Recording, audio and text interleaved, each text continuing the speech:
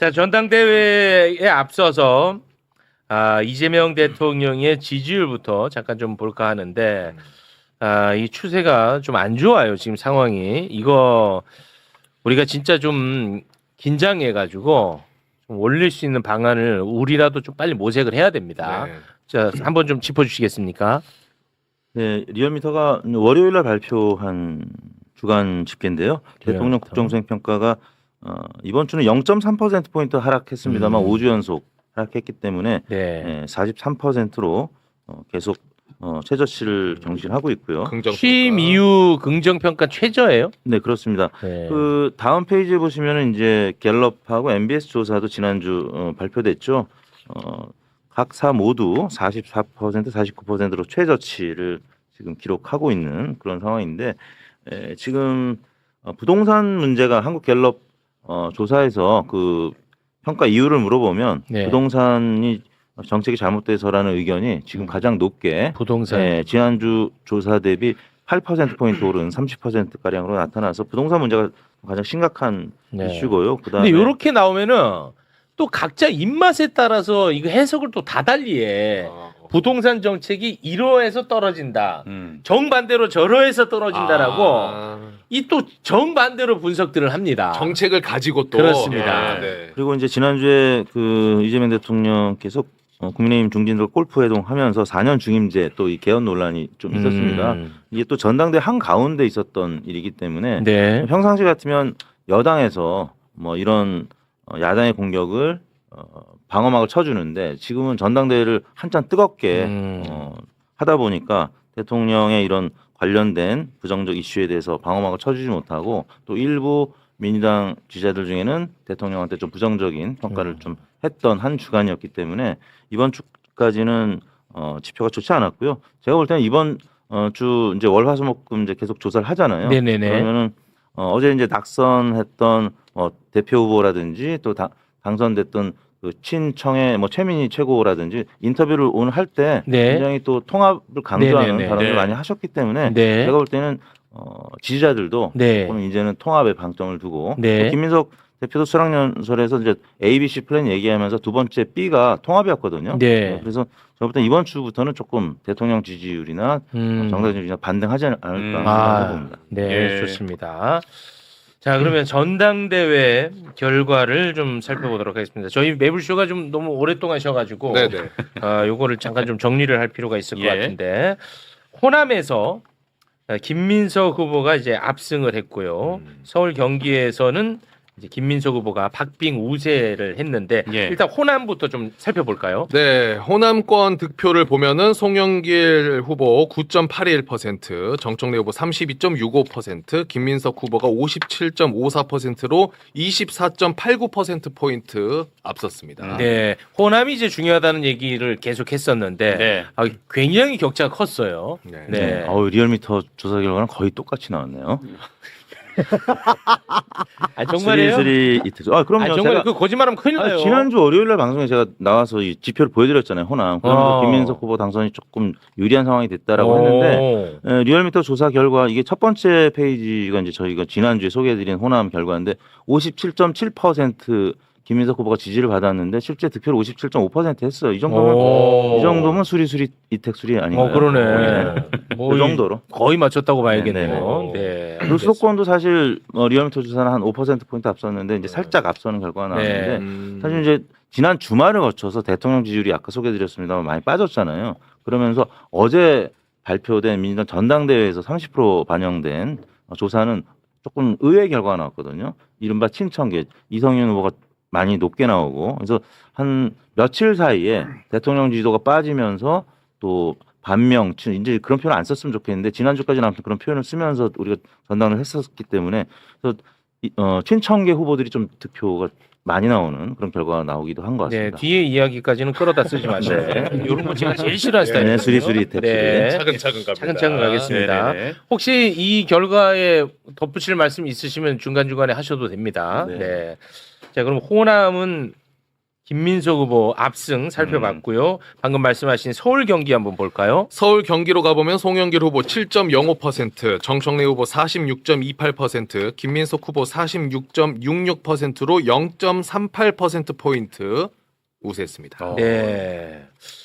자, 그리고 이제 또 여론조사가 30% 반영이 되지 않습니까? 네. 선호 투표를 이제 적용한 여론조사 수치만 공개가 되기 때문에 당대표 여론조사 30% 반영되는 부분 한번 살펴볼까요? 여론조사를 보면요. 정청래 후보 50.7%, 김민석 후보가 49.3%를 득표했습니다. 네. 그래서 결국은 이제 과반 득표한 후보가 없었어요. 네. 그래서 이제 결국 이제 선호 투표로 갔는데 자, 최종 결과 한번 보겠습니다. 자, 최종 득표율입니다. 정청래 후보 45.92%, 김민석 후보 54.08%로 8.16%포인트 차이로 당선이 됐습니다. 네. 이렇게 이제 김민석 후보가 민주당 당 대표로 당선이 됐는데요.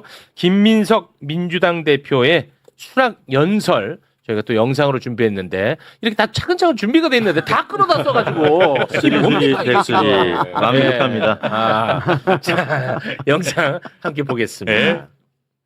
당원께 감사드리고 국민께 감사드리고 하늘에 감사드립니다. 1인 1표의 전도사이신 정청래 후보님, 준비된 지도자 송영길 후보님, 저보다 더 뛰어난 역량을 가지신 두 후보님께 감사드립니다. 영광이었습니다. 많이 배웠습니다. 감사합니다. 평생 스승 김대중의 뒤를 이어 감격이고 평생 동지 이재명의 길을 이어 뿌듯하고 K 황금시대 사명이 있어 막중합니다. 당청 관계는 국정의 중심인 대통령과 정부를 지원하는 전면 협력의 창조적 수평 관계가 될 것입니다. 네. 다시 한번 당선을 축하드리겠습니다. 자, 그리고 이제 최고위원 선거도 좀 살펴봐야 되는데 결과에 앞서서 요거는 또 중요한 뉴스였기 때문에 요 부분을 좀 짚고 가도록 하겠습니다. 임미애 후보 그리고 김용호 후보가 16일 김용 후보의 지지를 부탁하면서 후보직을 사퇴하는 일이 있었는데요. 네. 회복을 좀 소개해 주시겠습니까? 자, 임미애 후보는 SNS에 최고위원 후보에서 사퇴합니다. 김용 후보를 최고위원으로 만들어 주십시오라는 글과 함께 사퇴했고, 김용호 후보도 SNS에 저 김용호 지금 이 시간부로 최고위원 후보직에서 물러나게 되었음을 알려드립니다. 저 김용호에게 주시려 했던 소중한 한 표는 기호 2번 김용 후보에게 모아주실 것을 간곡히 부탁드립니다. 라고 올렸습니다. 그렇습니다. 뭐 후보로 출마할 수도 있고 사퇴할 수도 있고 그거는 뭐 이제 각자의 몫이긴 합니다만 이제 임미애 후보 같은 경우는 매불쇼에 약 그 100만 구독자 앞에서 결과적으로는 조금 이제 거짓말을 하게 된 그런 모양새입니다. 네. 여기서 이제 약속을 한 부분이 있었거든요. 네. 그거는 좀 개인적으로 저는 조금 아쉽게 좀 느껴지는 대목입니다. 네. 자, 그래서 이제 최종 최고위원 결과 한번 좀 보겠습니다. 네, 최민희 후보 18.35%, 박선원 후보 17.57%, 서미화 후보 16.60%, 이성윤 후보 16.35%, 한민수 후보 15.86%, 김용 후보가 15.26%로 한민수 후보까지 당선이 확정되었습니다. 네. 자, 여기까지가 이제 전당대회 상황을 저희가 이제 정리를 했고요. 네. 이제는 여러분께서 분석도 좀 해주시고 해주실 말씀이 있으면 자유롭게 해주시면 좋을 것 같습니다. 네. 네, 어떻게 보셨습니까? 전당대회. 참 조심스럽긴 한데요. 네. 저는 이번 전당대회 전 과정에 대해서 답답함과 우려가 너무 컸기 때문에 사실 그 결과에 대한 해석도 조심스럽긴 마찬가지입니다. 조금 전에 먼저 말씀드리자면 이제 임미애 후보하고 김용호. 사퇴를 하면서 네. 김용호 후보를 지지했던 것도 사실 이번 전당대회 결과가 어떤 의미로 비춰지는지를 좀 상징적으로 나타내고 그 결과가 오히려 역풍의 결과나 다른 식의 또 역결집을 만들어낸 이런 식의 현상으로 뭐 해석을 해도 될 정도로 마지막까지 당내 선거에서는 보기 드물게 지나치게 좀 대결적인 구도로 비쳤던 부분은 너무 아쉽다 전제로 이렇게 말씀을 드리고요. 그냥 총평으로 먼저 한마디 말씀을 드리면 사실 김민석 후보가 당대표가 되고 사실은 마지막에 최고위원들 3명은 굳이 이야기하면은 친청 후보라고 할 수 있는 팀 정청래 후보 3명이 됐다는 것을 볼 때 대통령의 지지율이 떨어지는 가운데서 조금은 그래도 당청에 대한 조금 더 조금 협력 관계가 있으면 좋겠다고 하는 어떤 생각들과 예. 그럼에도 불구하고 이번 전당대회 과정에서 나왔던 여러 가지 불안과 우려, 비판적인 부분 여기에 대한 어떤 견제의 의미가 좀 적절하게 들어간 결과로 해석할 수 있겠다. 이 정도로 우선은 청평을 네. 과정은 굉장히 상처도 많이 나고 과열 양상으로 왔지만 결과적으로는 굉장히 나름 좀 균형이 잘 잡힌 결과라고 보시는 거군요. 이게 민주당 지지층과 민주당 당원들이 사실 여러 가지 걱정을 하고 비판적인 시선도 보냈지만 네. 이 결과가 또 다른 더 안 좋은 방향으로 가면 어떻게 하나 이런 생각들이 이 마지막 결과에서 조금 나온 건 아닌가 예. 그런 부분을 당선자나 아니면 낙선자 모두가 조금 깊게 들여다봐야 될 결과다. 네. 이렇게 좀 말씀드릴 수 있을 것 같습니다. 알겠습니다. 우리 교수님은요? 일단 저는 그 정서적으로 그러니까 이 과정에서는 좀 불편했어요. 그러니까 전체적으로 이 진행되는 과정은 되게 불편했는데 결과가 나오니까 네. 참 묘하게 편하네요. 다른 분들은 걱정을 많이 하던데 저는 네. 되게 편안하고 지금 상태는 굉장히 편안한 상태인데 네. 저는 이제 선거가 진행되는 과정에서 계속 기회가 있을 때마다 그런 말 했는데 이번 선거는 사실은 결과보다 결과에 대한 해석이 중요하다. 그렇지. 저는 그렇게 보거든요. 네. 저는 사실은 이번 선거 전체 득표를 봤을 때 특이한 점은 호남에서 차이지 나머지 점이 특이하다고 보지는 않거든요. 네. 그런데 이 시점에서 이 과정을 이 전당대회를 어떻게 해석할 것인가라고 하는 문제가 향후 민주당만이 아니라 범민주 진보 진영과 대한민국 미래에 아주 중대한 결과를 가져올 것이다. 네네네. 그래서 저는 나름대로 그럼 뭐 할까? 그래서 저는 그래도 철학자니까 이 네. 관련에 대해서 논문까지는 아니라도 그에 준하는 수준의 글을 한 편 써야 되겠다. 그래서 뭐 글을 쓰고 있는 중이고 네. 그 과정에서 좀 생각나는 것들을 오늘 말씀드리도록 하겠습니다. 네네. 네.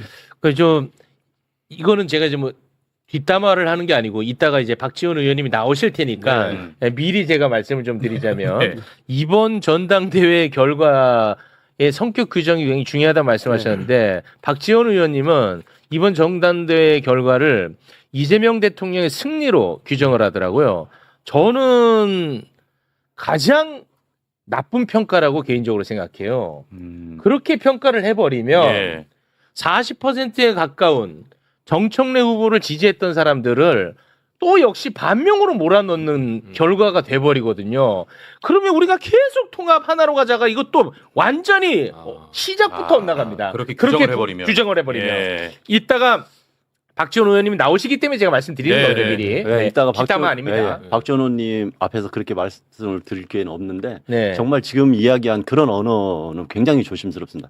어떻게 이게 이재명 대통령의 승리라고 규정을 할 수 있겠습니까? 네. 그러면은 실제로 이 결과가 이재명 대통령과 아니면은 이재명 대통령을 지지하지 않는 사람들과의 대결처럼 구도를 만드는 그러니까요. 거거든요. 예. 그래서 그런 워딩은 굉장히 좋지 않다. 이재명 대통령한테 가장 나쁜 해석이에요. 네네. 예, 예. 그거 다 빼갖고 그걸 뭘 어떻게 하겠다는 거야 앞으로. 아까 이야기했듯이 네. 이번 전당대회가 굉장히 보기 드물게 좀 감정적인 아니면 노선 갈등처럼도 비춰질 정도로 사람들을 답답하고 힘들게 한 전당대회였던 것은 누구도 부정하기 힘들 겁니다. 네. 그런 부분에서 그럼 이 결과와 원인, 과정 여기에 대해서 우리가 무엇을 보고 무엇을 반성하고 무엇을 해결하기 위해서 더 노력해야 되느냐. 이게 이제 신임 지도부의 역할일 텐데 이 평가를 그 전에 전당대회에서 갈등 구조로 해석을 해버리면은 그 미래에 대해서 또 다른 갈등이 유발될 수 있기 때문에 굉장히 조심스럽게 해석하고 매우 날카롭지만 그게 긍정적인 방향에서 서로의 마음을 보다듬고 예. 반성을 촉구하는 그런 방향에서 해석들이 이루어져야 된다고 생각합니다. 아하. 네. 야구에서 보면 제가 먼저 네. 말씀드릴게요. 야구에서 보면 옛날에 빠따 던지기 빠던 네. 빠빠던. 잘 안 했는데 요즘 조금 뭐 허용되긴 합니다만 상대 투수를 배려해서 빠던 안 하잖아요, 잘. 네. 예. 그리고 미국에서는 뭐 거의 한국보다 더 지금 엄격한 기준이 있는데 정치에서는 사실 빠던은 더 조심해야 되거든요. 패배자에 대해서 예우하고 또 패배자나 낙선자들을 지지하는 당원 또 지지자들 국민들이 있잖아요. 그래서 네. 그런 부분들을 위해서는 뭐 이런 표현은 조금 자제하는 게 좋을 것 같고 사실 이번 전당대회가 저는 황금률에 의해서 나뉘어졌다라고 봅니다. 이게 어느 특정 세력을 완전히 지지하는 것도 아니고 그러니까 이재명 대통령이나 아니면 김민석 전 총리 그래서 당청 관계에 이제 뭐 창조적 수평 관계라는 말씀은 하셨습니다만 뭐 굳이 따지자면 낙수 효과를 지지하는 그 대통령한테 한 재신임을 하는 이런 세력이 한 절반 정도 있었던 거고 또 당원들로부터 올라오는 분수 효과라고 할 수 있는 당원으로부터 이 권력이 나온다라는 것을 보여준 게 또 절반 가까이 됐잖아요. 굳이 이제 이순위 선호 투표에 의해서 한 10% 가까이 차이는 났습니다만 실제 투표 결과는 거의 박빙으로 나왔다고 봐야 될 것 같고 네. 그런 차원에서 이제 호남 민심이 약간의 가르마를 타준 건데 아무튼 지금부터는 표현도 좀 조심스럽게 네. 통합의 방점을 둔 뭐 그런 좀 자제하는 그런 부분이 필요할 것 같습니다. 네. 저는 일단 기본적으로는 이번 선거를 누가 승리했고 누가 패배했다고 보기 어려운 선거라고 봐요. 기본적으로는 승패로 빨리 그 확인하려고 하는 건 누가 승리했다 이런 식의 그 해석은 좋지 않다고 보고요. 다만 이 해석을 제대로 해보기 위해서 저는 이재명 대통령을 처음 알게 된 게 성남시장 할 때거든요. 그래서 2010년부터니까 15년 동안 그러니까 비교적 저는 이제 그 김대중 대통령 시절 그 이전부터 정치적인 관심을 가져왔는데 특히 이재명 대통령에 대해서 굉장히 좋아했어요. 네. 막 처음 나왔을 때부터 줄고 좋아했는데 그래서 제가 이제 이 선거가 끝나갈 때쯤 돼서 나는 왜 이재명을 좋아했지? 이재명은 나만 좋아한 게 아니라 나를 이재명을 좋아했던 많은 사람들은 무엇 때문에 좋아했지? 그 두 가지 이미지가 있는 것 같아요. 네. 첫 번째는 이재명 대통령은 성남시장 이외로 탁월한 행정 능력을 보여준 거예요. 탁월한 행정 능력을 보여줬고 누가 봐도 능력 있는 행정가다라는 네. 느낌을 지금도 가지고 있다고 생각합니다. 예. 그리고 이와 관련해서 대통령이 계속해서 이제 특히 대통령 선거 때 대선 때 많이 내세운 것이 먹사니즘, 잘사니즘이에요. 그러니까 먹사니즘, 잘사니즘의 프레임을 만들었거든요. 그래서 그것은 내가 유능한 이재명으로서 유능한 행정가로서 국민들을 모두를 잘 살게 해주겠다. 또는 먹고 살만한 문제에 관해서는 확실하게 챙기겠다. 그런 행정 능력을 보여주겠다. 저는 그런 프레임이 하나 있다고 생각해요. 그것 때문에 이재명을 좋아한 것도 분명히 있어요. 네. 이게 능력의 프레임이잖아요. 네. 그런데 저는 개인적으로 이재명을 처음 좋아하게 된 건 그쪽보다는 이재명이라는 사람이 압도적으로 그 누구도 가지고 있지 않은 그 서사를 가지고 있단 말이죠. 이 대한민국에서 가장 가난한 자, 가장 아래에 있는 자로부터 출발했어요. 그런데 이재명 대통령은 성남시장 이후에 쭉 보여준 것은 뭐냐면 서민을 위한 정치를 한다는 느낌보다는 서민 그 자체의 정치라는 느낌을 줬거든요. 그게 저는 이재명 대통령을 가장 사랑하게 된, 좋아하게 되고 지지하게 된 저한테 배경이에요. 예. 네. 그래서 그런 말과 그런 것과 관련해서 이재명 대통령이 정치를 시작한 날부터 마지막 대통령 취임할 때까지 결코 빠지지 않고 한 말이 억강부약 대동사상이에요. 대동사상. 저는 이 두 개의 프레임이 있다고 생각하거든요. 이재명 대통령한테 또 네. 이재명 정부에 국민 주권 정부는 하나는 먹사니즘 또는 잘사니즘 즉 능력 프레임이 하나 있고 또 하나 프레임은 억강부약 대동사상이라는 프레임이 있다고 생각합니다. 저는 이번 당대표 선거가 쉽게 말하면 억강부약 대동사상이라는 이재명 프레임과 네. 또 하나는 잘사니즘 먹사니즘이라는 이재명 프레임의 경쟁이었으면 가장 좋았겠다. 다시 말하면 어떤 이재명이냐를 놓고 경쟁했으면 좋았을 텐데 네. 그러니까 이번에 그 경쟁한 진영에서 네. 둘 다 어찌됐든 간에 이재명 정부의 성공을 기치로 내걸었어. 그렇죠. 그런데 거기에 대한 성격은 좀 다를 수 있고 그렇죠. 그래야 이제 경쟁이 되는데 그렇죠. 그런 내용이 없었다는 거군요. 네네. 이거 새롭다. 그리고 예, 이제 예. 이재명 정부 1년 동안 평가 오. 본인들이 내세운 정부에서 제시한 평가 지표가 있을 거 아니에요. 네. 그리고 제가 생각하기에 과연 이재명 대통령한테 우리가 바라는 다시 말하면 잘 쌓인지 먹 쌓여진 관련된 이 지표들이 있어요. 그러면 우리 경제 성장률이 높아졌다든가 코스피 지수가 변했다든가 시가총액 순위가 변해 수출 경상수지 다 좋아졌거든요. 네. 그러면 이것은 분명 누가 봐도 대통령이 능력 있는 사람이라는 건 입증된 거잖아요. 네네. 그리고 잘 쌓인지 먹 쌓인지 입증한 거잖아요. 예. 그런데 또 다른 측면에서 보자는 거죠. 다시 말하면 억강부약 대동세상으로 가는 대통령의 1년 성과가 있었는가. 이 관련해서 아주 쉬운 말만 하겠습니다. 제가. 네네네. 불평등 지수가 높아져서 낮아졌을까. 불평등 지수. 진위계수라고 하거든요. 이거 아주 쉬운 말로 하면은 그러니까 제가 체감하기로는 조금 간극이 더 커진 것 같아. 그렇습니다. 맞아요? 예. 어. 그러니까 이재명 정부 들어와서 모두가 성장하긴 했지만 가난한 사람이 성장한 것하고 부자인 사람이 성장한 것. 대개 이 통계를 낼 때는 5분위를 내거든요. 20%씩 잘라요. 그런데 더 놀라운 게 있어요. 가장 안타까운 것은 뭐냐면 좀 이게 가슴 아픈 이야기인데 하위 20%의 경우에 네. 하위 20%의 경우에 가처분 소득이 줄어들 뿐만 아니라 더 심각한 문제가 있어요. 매달 가구당 50만 원 이상의 빚을 짓는 것이 하위 20%예요. 가계부채가 계속 늘어나요. 네. 어. 그러니까 실제 반드시 필요한 돈이 있잖아요. 또 버는 돈이 있잖아요. 네. 이 차이가 실제 소비한 돈하고 실제 쓰는 돈하고 번 돈 다 제가 만든 게 아니고 국가에서 다 내놔요. 통계 내놓으면 51만 9천 원이 월 평균 적자입니다. 우리나라 월 20%의 가계가. 그리고 이게 줄었냐? 최소한 줄었다는 희망이 있어야 되잖아요. 네네. 그런데 이게 줄어든다는 희망이 없어요. 지금까지 한 모든 통계를 보면. 자, 이 말은 무슨 말이냐? 제가 이재명 대통령 정치를 비판하려는 게 아니라 네네. 대통령이 되는 순간 어떤 이재명이 되길 바라는 것은 다 다를 수가 있어요. 네, 맞아요. 어떤 사람은 전체 국방이 가장 중요하다. 성장률이 가장 중요하다. 이렇게 생각할 수 네네. 있고 아니야. 국가 경쟁력이 중요하다. 중요하다 생각할 수 있고 그분 중요하지만 내가 생각하기에는 이재명한테 내가 바라는 이재명은 분배의 정의가 실현됐으면 좋겠어. 분배의 정의가 실현되지 않더라도 예를 들자면 불평등이 있더라도 최소 수혜자, 최대 약자에게는 조금 나아졌으면 좋겠어. 이 기대가 있어야 된다는 거죠. 네네. 그런데 저는 생각하기에 지금 이재명 정부는 먹산짐 잘산짐 프레임에서는 성공한 대통령이 맞다. 하지만 아쉽지만 억강부약 대동세상에 있어서는 성공했다는 지표가 없다. 자, 이 경쟁을 했으면 좋았겠다. 저는. 그 두 가지 경쟁. 이 경쟁을 해서 예.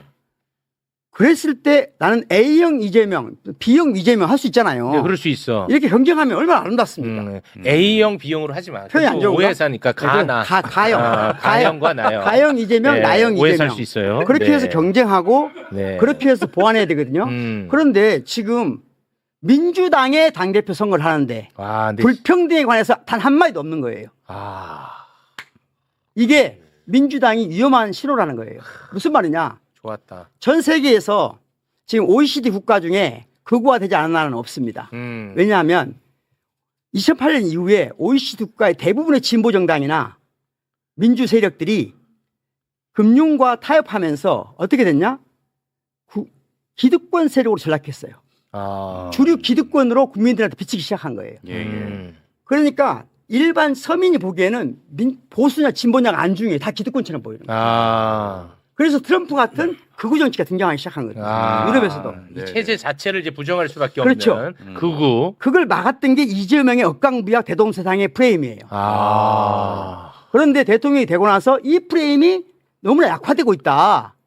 나는 이 문제를 적어도 민주당 당대표 선거라면 다시 말하면 정당과 정부가 창조적 서로 균형을 이루는 그런 관계라면 이번 선거에서 이게 핵심이 돼야 되거든요. 그런데 대통령이 누구를 좋아하니 나빠하니 이런 게 프레임이 된 것이 이 선거가 저는 그래서 모두에게 패배를 안긴 선거다. 지금도 저는 민주당이 바로 이 문제로 돌아가지 않으면 저는 민주당이 지금 예를 들자면 서민들이나 하위 20% 입장에 눈으로 봤을 때 소득분이 하위 20%의 눈으로 봤을 때 또는 청년의 눈으로 봤을 때 그냥 주류 기득권 세력뿐이에요. 민주 진보 진영이 아니에요. 이 문제 어떻게 답변할 거예요? 자, 그래서 저는 화합은 절대로 하나가 되는 게 아니라고 생각해요. 노노의 자료에 나온 표현, 화이부동. 군자는 화이부동한다. 소위는 화이부동하는 게 아니고 같지만 서로 불화한다. 동의불화. 저는 민주당이 지금 제대로 된 화해를 한다는 것은 하나가 되는 게 아니라고 생각해요. 하나가 되는 게 아니라 차이를 얼마나 존중할 것이냐. 그리고 그 차이가 얼마나 선명하게 서로를 경쟁하게. 다시 말하면 왼쪽 날개가 민주당에 부러지고 있다. 왼쪽 날개가 부러지고 있는데 더 큰 문제는 여기 나와 계신 소수 정당들도 그 역할을 안 해주고 있는 거예요. 한창미 잘못하고 있다. 너무 권력에 민감해요. 나 욕하지 말고 우리 의원님도 잘 하세요. 한창미 대표님도 계시지만 진보 진영도 너무 권력 함수성이 너무 뛰어나가지고 가장 핵심적인 서민들의 대변하는 정책이나 이런 것들에 대한 목소리가 없어요. 담론 영상이 못하고 있어요. 자, 요거 잠깐 정리를 하자면 민주당은 이제 실제로 워낙 큰 정당이 됐어요. 그럼 그 안에서 이제 경쟁할 수밖에 없어. 그런데 뭐 누구랑 더 가깝니 친하니 이런 유치한 경쟁은 그만 가치의 경쟁으로 좀 가자. 그래서 뭐 쉽게 얘기하면 경제 성장이 중요한 것 아니냐 하는 가치. 또 하나는 가계 소득을 좀 키워주는 쪽으로 가야 되는 거 아니냐 하나의 가치. 이런 경쟁. 그렇습니다. 와, 나 오늘 좋은 것 같은데 왜 다들 또 별로네 반응이? 난 좋은데 오늘 얘기해. 왜 별로인지는 제가 말씀드렸어요. 별로. 사실 이런 이야기를 아까 이제 진보 진영에서 안 했다고 하는데 무수히 이야기하면서 광장의 목소리를 들으라고 했는데 민주당의 모든 평론가들이나 민주당 지지자들은 아무도 관심을 안 가졌어요. 와, 이게 맞다. 사실은 지금 박구영 의원님, 박구영 교수님이 원칙적인 얘기를 많이 해주셨어요. 맞아. 사실 우리가 계속 이야기했던 게 이겁니다. 과연 억강부약 대동세상을 이야기하고 한국 사회의 평등성을 높인다고 했는데 처음부터 이재명 대통령이 얘기한 건 실용주의고 중도 전략이었어요.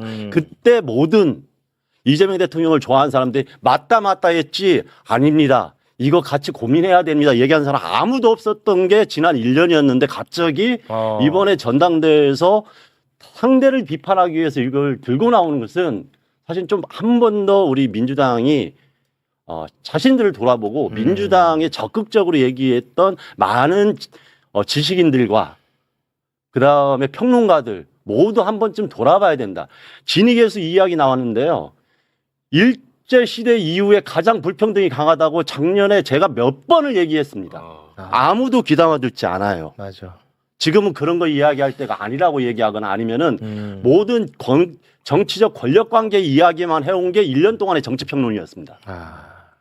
그래서 그래서 저는 이 부분에 대해서는 정말로 민주당이 거대화되고 이재명 대통령에 대한 신뢰도가 높아서 모든 사람들이 이재명 대통령의 입만 바라보고 있을 때 그때 과연 민주당 안에서는 어떤 이야기들이 오갔느냐. 예를 들어서 금융세제 개혁이 나올 때도 오히려 금투세부터 계속 오히려 다른 이야기가 나왔어요. 그 전에 이재명 대통령이 이야기했던 실질적으로 아래를 두텁게 하는 정책들이 나올 때마다 민주당 안에서는 실용이라는 이름으로 다른 비판의 목소리가 나오고 그런 비판의 목소리가 합리적이라고 이야기하면서 그런 사람들을 한참 띄웠습니다.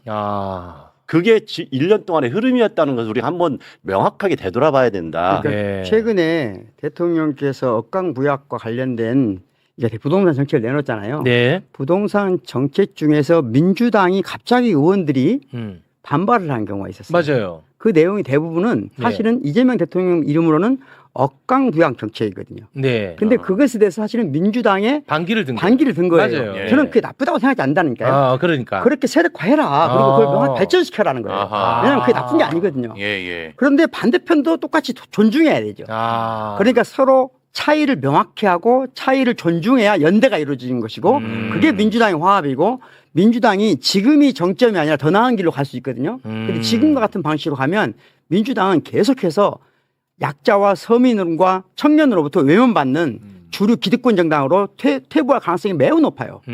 지금 그 기점, 그걸 확인한 전당대회였다. 그러니까 지금부터 저는 뭐 퍼포먼스를 통해서 화해하자, 뭐하자, 뭐 탄평책 이런 건 다 쓸데없다. 아 그래요. 그건 예를 들자면 지금 김민석 당대표가 화해 퍼포먼스를 보이잖아요. 그러면 사람들이 네. 와, 위로받는 게 아니고 관람자로 전락합니다. 아 관람자로. 그렇게 되게 돼 있어요. 지금 그런 게 중요한 게 아니다는 거예요. 어. 그러니까 오히려 민주당 내에 서로 다른 날개를 존중해 주자. 그리고 서로 다른 날개를 형성해 가자. 그래야 진짜 이 나라에 의미 있는, 즉 주류, 언제 민주당이 주류 기득권 세력 정당이었습니까? 그런데 우리 세대는 그런 느낌이 없거든요. 민주당에 대한. 그런데 약자나 사회적 약자나 또는 청년들에게 물어보세요. 다 기득권이죠. 그냥 민주당은. 기득권 세력이에요. 맞아요. 네. 그리고 우리가 실제로 국민의힘 보는 시각이랑 똑같아요. 그리고 실제 지금 결과를 보면 그게 입증이 된단 말이에요. 그럼 이걸 바꿔야만 한다고 하는 정치 세력이 있어야 될 거 아니에요. 민주당 내에. 네네. 그리고 그 민주당 내에 그 세력이 왼쪽에 있는 정당들하고 나중에 더 연대를 끌어넘기고 그래야 각 국가가 튼튼해지죠. 아. 그런 계기를 삼았으면 좋겠다는 거예요. 저 여기서 한마디만 덧붙이면 지금은 박규영 교수님이 얘기했던 게 굉장히 좋은 말씀입니다. 네. 이번에 전당대회가 지난 1년을 바라보면서 우리가 돌아보고 사실은 다음에 이재명 정부의 성공을 위해서 3년 동안 어떤 기조와 어떤 정책적 방향으로 가야 되는지 이런 정책 선거가 돼야 되는데 과거를 파는 파묘 선거가 됐다는 비판이 나왔잖아요. 이게 이제 모두한테 상처가 되는 선거였다. 이 말씀을 다시 한번 드리고 마지막에 김민석 당대표가 수락연설할 때 ABC 전략을 가져왔어요. 네. 사실은 이건 뭐 김민석 후보에 대한 선거 과정에 대한 평가를 떠나가지고 딱 하나 그것만 저는 눈에 들어왔어요. ABC 전략. A 같은 경우는 이제 생활비 정치 전략이라고 해가지고 실제로 우리 생활비 국민들이 삶이 얼마나 나아지지 않았는지에 대해서 반성하는 전략에서 이걸 중심으로 가겠다 이렇게 이야기한 거예요. 근데 이 생활비 전략은 미국의 민주사회주의자 DSA의 전략이고 이전에 한동안 대한민국에서 뭐 뉴욕시장 조던 만다니가 됐네 하면 난리쳤을 때 그 전략이에요. 네. 그러니까 감당할 수 있는 뉴욕 해가지고 지금의 임금으로 지금의 물가와 지금의 주택시장 이거 감당하는 서민들이 감당 못한다. 그러기 위해서 서민들을 위해서 사회적 약자를 위해서 감당할 수 있는 뉴욕을 만들자. 이게 민주사회주의자들의 이야기고 우리 진보 정당들이 했던 이야기인데 이번에 그게 나왔어요. 네. 그 얘기를 했고 이제 비 같은 경우 보더러 전략 같은 경우도 이제 연대 연합 그다음에 모든 수혜가 모든 사람들한테 가게 하는 이런 정책적 기조를 한다고 해서 그 얘기가 나왔어요. 그다음에 세 번째 실제로 성과를 내겠다. 단순한 이념을 넘어서. 그래서 ABC 전략인데 네. 사실 이것을 뭐 어제 영어로 해가지고 사람들한테 복잡하게 설명하더라고. 그러지 말고 실제로 사람들의 삶이 그다음에 더 아래로 더 두텁게 민생을 책임지는 정당으로 가기 위해서 이렇게 하겠다. 이게 마지막 이재명 정부를 성공하는 길이다. 이 이야기가 사실 선거 초반부터 나와가지고 그걸 가지고 그러면은 구체적으로 어떤 정책, 어떤 것을 우선으로 해서 갈 것인가 맞아. 이런 전략으로 나왔으면은 훨씬 좋았을 거다. 네. 이게 바로 지금 박구영 교수님이 얘기했던 이번 전당대회의 포지셔닝이 잘못돼서 서로가 상처를 주는 전당대회로 갔다. 여기에 대한 반성이 이루어져야지 네. 다음에 통합과 화합도 가능하고 우리가 이야기한 이재명 정부 성공이라는 게 도대체 어떤 것 성공을 이야기하냐 이런 구체적인 좋은 논쟁으로 갈 수 있다. 이 말씀을 꼭 강조하고 싶습니다. 이런 이야기조차 오늘 처음 들어봅니다. 아 그렇습니다, 진짜. 아, 저는 오늘 진짜 너무 좋은 시간이었던 것 같습니다. 그러니까 네. 아까 제가 하위 20% 얘기했잖아요. 네. 조금 더 누구나 체감할 수 있는 통계를 말씀드리면 그러니까 50% 대한민국 국민의 50%가 가처분 소득이 상위 50%가 비교했을 때 현격하게 차이 나는 게 6년 만에 최악이에요, 지금. 아, 지금이 제일 네. 안 좋아요. 그러니까 우리가 어느 순간 지금 더 잘 살아지게 된 것만 눈을 받게 되는 것은 우리 스스로가 이미 이 해설을 하는 저 역시 주류 기득권 세력이기 때문에 그게 안 보이는 것이 있는 거예요. 그래서 지금은 그야말로 민주당이 다시 살아나려면 막 청년 이런 말 할 게 아니고 지금 가장 어려운 사람들의 갖춰준 소득부터 올려야 된다. 빚지고 인생 자체가 빚이 되면 안 되잖아요. 그렇습니다. 하루하루가 삶 자체가 빚이 되는 인생이 지금 빚이? 20%가 넘는다니까요. 네, 맞습니다. 이걸 빨리 바꿔주고 어떻게 바꿀 것인가가 지금 저는 화합의 가장 큰 키워드라고 생각해요. 그래서 김민석 당대표가 A 얘기할 때 어포더빌리티라는 것은 예를 들자면 미국에서는 만단위 얘기할 때 세 가지예요. 미국 뉴욕에서 보통 사람들이 세 가지의 물음입니다. 그냥 약자든 청년이든 누구든지 첫 번째 뉴욕에 사는 모든 사람이 작은 집이라도 가질 수 있는가? 주택.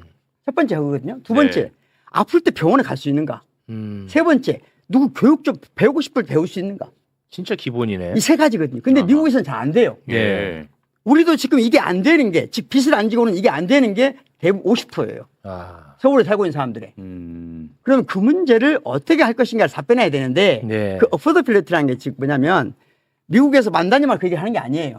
공화당 안이 있고 민주당 안이 있어요. 똑같은 얘기를 봐요. 민생정치라고 하는 것도. 공화당은 뭐라고 하냐? 기업의 규제가 너무 강화되는 걸 없애야 된다고 생각하니까. 똑같은 단어를 놓고도. 오케이. 그러니까 그렇지. 김민석 당대표가 앞으로 다시 말하면 어느 쪽 할지는 몰라요. 아, 그건 몰라. 그러니까 민주당 내에 그것도 똑같이 경쟁이 있을 수 있는 거예요. 그 가치 그냥 경쟁이 있어야 된다. 지금 대부분의 사람들이 그 언어를 남단이가 한 것만 생각하고 그래도 김민석 당대표께서 이제 남단의 길을 가려고 하나 이렇게 생각하는 건 제가 보기엔 너무 빠른 판단이라고 생각해요. 섣부른 판단이다. 두 가지가 가능하다. 아, 어느 한쪽이 좋고 나쁨은 없다. 오케이. 민주당 내 두 날개를 만들자. 그리고 알겠습니다. 서로 존중하고 인정하고 그래서 연대하자. 아, 경쟁하고 연대하고. 예. 아, 너무 나는 오늘 너무 좋았는데. 어때? 와, 나는 진짜 매불쇼가 자랑스러웠습니다, 오늘. 모든 방송 전당대회 관련해서 한번 보세요. 다 지금도 반명이니 뭐니 이 얘기, 인물 중심에 대한 이야기만 하고 있습니다. 인물 중심의 경쟁 이제는 좀 그만해라. 가치 중심으로 치열하게 경쟁해라. 연대해라. 이렇게 정리하겠습니다. 이런 얘기를 아예 처음 듣네요. 그렇습니다. 지금 평론가들이 계속 이야기하는 게 도대체 이제 어떻게 정청래 대표가 이제 어떻게 나올 메시지를 낼 것이냐, 그다음에 김민석 후보가 어떻게 통합 메시지를 낼 것이냐 이렇게 이야기하는데 사실은 그거에 그냥 메시지가 중요한 게 아니에요. 메시지에 들어있는 방향성이 중요하다고 생각해요. 예를 들어서 김민석 대표가 부동산 정책 지금 부동산 세제 나왔잖아요. 네. 민주당 안에서 서울시 수도권 의원들의 반발이 있어요. 맞아요. 근데 조금 전에 박병 교수님 얘기했듯이 이것은 세제를 정상화하는 정도 수준이지 엄청나게 파격적이지도 않아요. 맞아. 저희들은 불만이에요. 그런데 그것도 지금 다음 총선에 불리하다 하면서 의원들이 이야기할 때 맞아요. 그걸 정확하게 어떻게 가르마를 타냐에 따라 가지고 논란들이 더 발생할 거냐, 맞아요. 아니면은 국정이 안정화되느냐 이런 것들이 하나하나 보여지면서 논쟁이 될 거라는 거예요. 맞아요. 그러면은 금융세제 어떻게 할 거냐, 부동산세제뿐만 아니라 금융세제 네네. 어떻게 할 거냐, 그리고 그 다음에 지금 언론개혁이냐 검찰개혁 형사법 이후에 어떤 방향성에서 잘 정리해 나갈 것이냐 이런 이야기들이 정책적으로 나왔을 때 그것을 어떻게 최고위원들이 반청이냐 반명이냐 반석이냐 친석이냐 이런 게 중요한 게 아니라 네. 그 정책적 기조가 어떻게 나오냐에 따라 가지고 최고위원들도 거기에 대해서 어떤 반응이 나올 거냐 이렇게 나온다고 생각합니다. 그래서 저는 가장 중요한 게 대표나 대통령님이 이제 1년 이후에 이런 어려움을 겪고 나서 어떤 정책적 기조와 어떤 방향성을 가지고 메시지가 나오고 국민들을 통합적으로 가져가느냐. 이 예. 통합이 단순하게 봉합이 아니라 알겠습니다. 우리의 다수를 위한 모두의 민주당이라는데 도대체 모두가 어디에 있습니까? 이런 의구심을 안 갖게 네. 그 방향이 가장 중요하다. 아이고, 고맙습니다. 네. 자, 더 이야기를 나누고 싶습니다만, 저희가 지금 다음에 준비된 게 너무 많아가지고 네, 일단은 너무 여기서 이 얘기는 뭐 앞으로도 또 계속 해야 되는 계속 해야 얘기니까 예. 이 정도에서 마무리를 짓겠습니다. 세 분 덕분에 오늘 저는 개인적으로 너무너무 보람됐습니다. 세 분 진심으로 고맙습니다. 감사합니다. 고맙습니다.